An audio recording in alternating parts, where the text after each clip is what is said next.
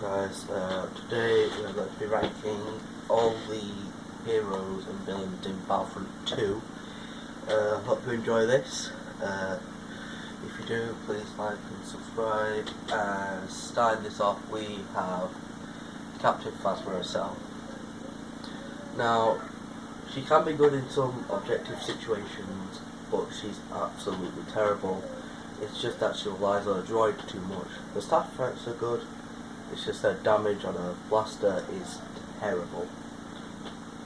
And so for the villains, Phasma is 10th. And in 9th position, we have Iden Versio. Now, she can be good on some maps like Camino, but in my opinion, I don't really know how to use her, so in a very experienced player on this game, hands could be a very good character, but just for me, I don't see it. So that's why Iden Versio has been placed in 9th position. Here's where we get to the very good territory of villains. And coming in 8th place, we have the Sith Lord himself, Count Dooku. Now, I like Dooku, to be fair. His duelist ability is brilliant, good animations, but his hitbox has just gotten a bit worse, to be fair. So, yeah,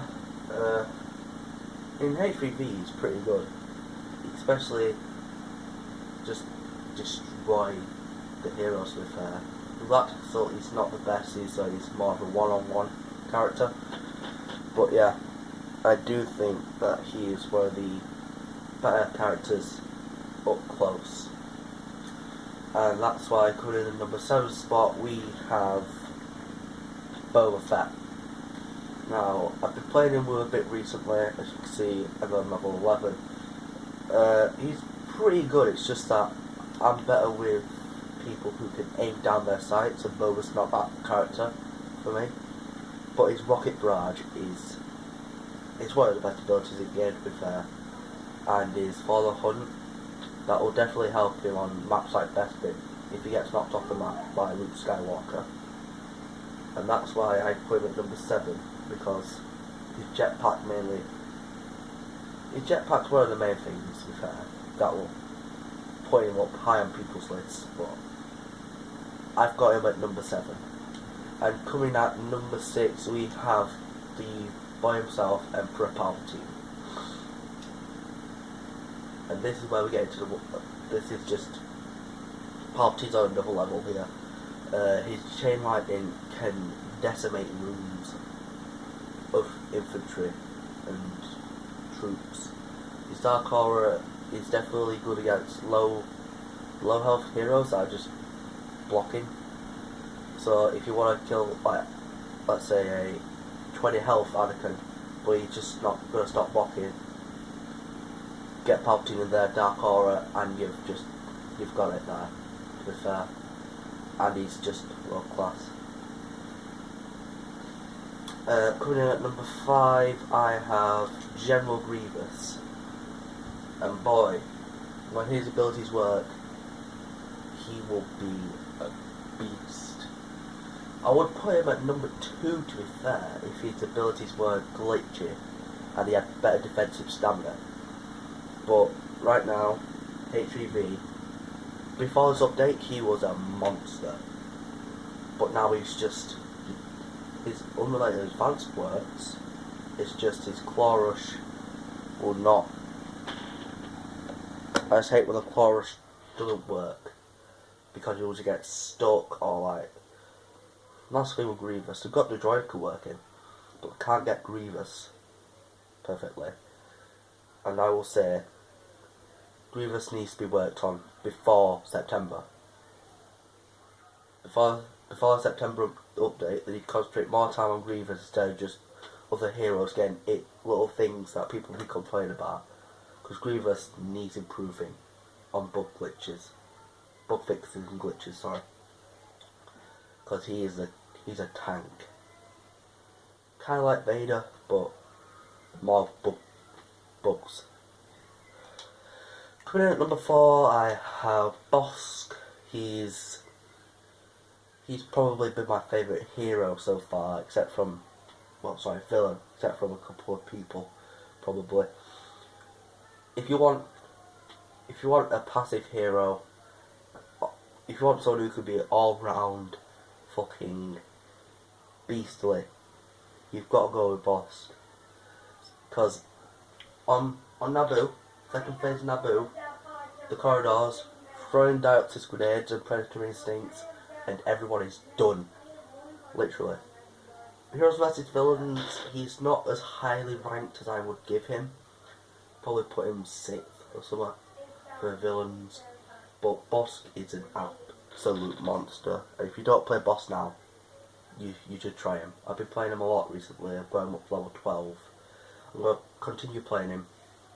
But I've got Boss at number 4. At number 3, the most improved hero / villain on this game overall, my man Kylo Ren. Now, I never used to play him before April, but because that was his abilities were just not doing it for me. But now he's just a beast, and man, on HVV, if you give someone who knows how to play Kylo Ren, if you let them play him in Galactic Assault as well, he will not be beaten. He's unbeatable if you do. So that's why he's the most improved hero, to be fair. His abilities were glitchy, and he just didn't really work, to be fair. And now he's my favourite villain right now. But he's not as powerful as who I'm putting in second place, which is Darth Maul. Now, I think it's just because of me being a bit biased, but Maul is really fun to play. He's kind of, I would say he's a more agile Darth Vader. Because Vader's more of a tank, but he's more of an agile version of him. That's why I love Maul, especially on Naboo, Kashyyyk, and probably the Death Star Galactic Assault. You will not stop him. He is literally, you just can't stop him, to be fair. He's just too quick to catch up to. And that's why I've put him at number 2. But as we all know, the number 1 spot goes to the beast of this game, Darth Vader. Now, his force choke is fucking brilliant. If you choke someone, they're done for. Because what you could do after that, saber throw, and it's 3 hits, and every hero is done except for probably Anakin. But boy, is he a fucking monster. Galactic Assault, he's miles ahead of everyone else. And if you give a seasoned veteran Darth Vader, you are done. You might as well just give up as soon as you see one. But he's just, man, he's just unstoppable right now.